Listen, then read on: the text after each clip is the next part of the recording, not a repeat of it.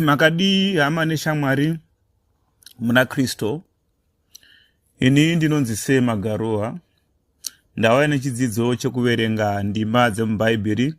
Nhasi takanangana navaroma chapter 14 verse 1 kunosvika pana 10. Teererai ichiverengwa. Zvino gamuchirai usine simba pakutenda kwake, musingaiti gakava naye pamusoro pokufunga kwake.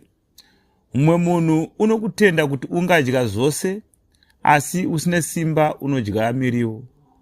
Unodya ngaarege kuzvidza usingadyi, usingadyi ngaarege kupa mhosva unodya, nokuti Mwari wakamugamuchira. Iwe ndiwaniko unopa muranda womumwe munhu mhosva? Iye unomira kana unowa pamberi pashe wake. Uchamiswa hake nokuti Ishe une simba rokumumisa. Mumwe munhu unoti zuva rimwe rinopfuura rimwe, mumwe uchiti mazuva ose akafanana. Mumwe nomumwe ngaazive kwazvo mwoyo make. Uyo unochengeta zuva unorichengeta nokuda kwaShe. Uyo usingachengeti zuva haarichengeti kuna She. Uyo unodya nokuda kwaShe, nokuti unovonga Mwari. Uyo usingadye kuna She haadyi, asi unovonga Mwari. Nokuti hakuna mumwe wedu unozviraramira iye oga, hakuna unozvifira iye oga.